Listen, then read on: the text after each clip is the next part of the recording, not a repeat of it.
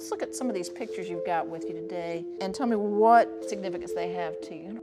But this is my daughter, Malia, and she turned 15 this year. This is a picture of my new husband.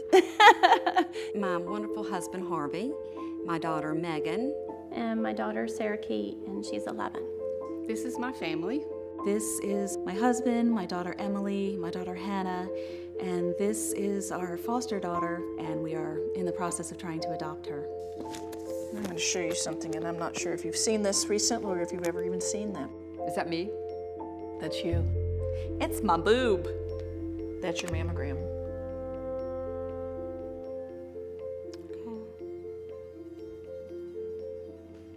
Just so thankful for this. I mean, if I had not had a mammogram, you know, things would be very different right now.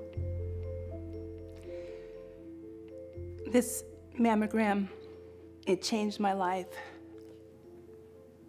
I just thank God for getting this done, because things could have turned out a lot differently for me. 75% of women diagnosed have no family history. You have no family I history. have no family history of breast cancer. This came out of the blue. It was an absolute shock. There was no history of breast cancer in my family, so I didn't think it applied to me. Triple negative is an aggressive tumor. It grows fast. It's something that shows up from one mammogram to the next, where there was nothing before. Now you've got a serious cancer to deal with. If I had waited until I felt it or my OBGYN felt it, it would have been huge. It would have, my prognosis would not be what it is because I had the screening mammogram.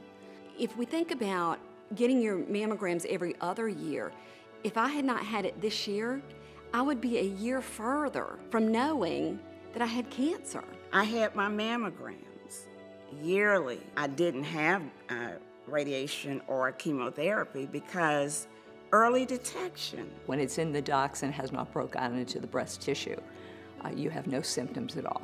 You feel nothing, there's no lumps to feel. You couldn't feel my lump. It had to be found with a mammogram. To be able to catch it in that stage and then not have to go through radiation or chemo because of that, just by simply having a mammogram. If I had waited another year to have my mammogram, I am not sure I'd be here talking to you. I found it early, and so we have every opportunity to kick this thing to the curb. There's this governmental task force that's saying, well, maybe women don't need to be screened quite so frequently. Maybe it's starting at the age of 50 and every other year. My mammogram was completely clear. A year later, I had stage 2 triple negative breast cancer. This mammogram saved my life. Had I waited till I was 50, I might not be here. If it had not been for me getting that mammogram done, my odds would be very different right now.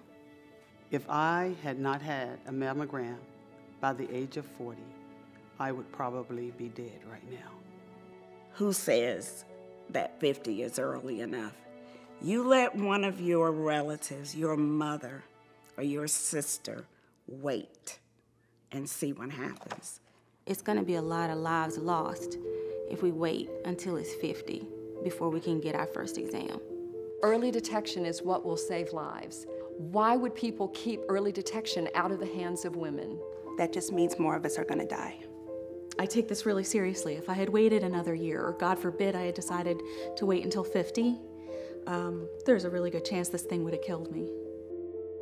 If we follow this new recommendation, 6,500 more women a year will die.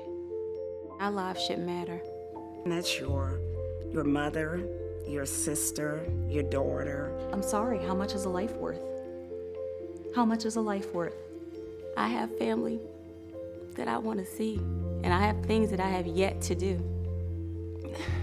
But because we caught it so early, because of that mammogram, I'm here today to share this time with my husband, with my family.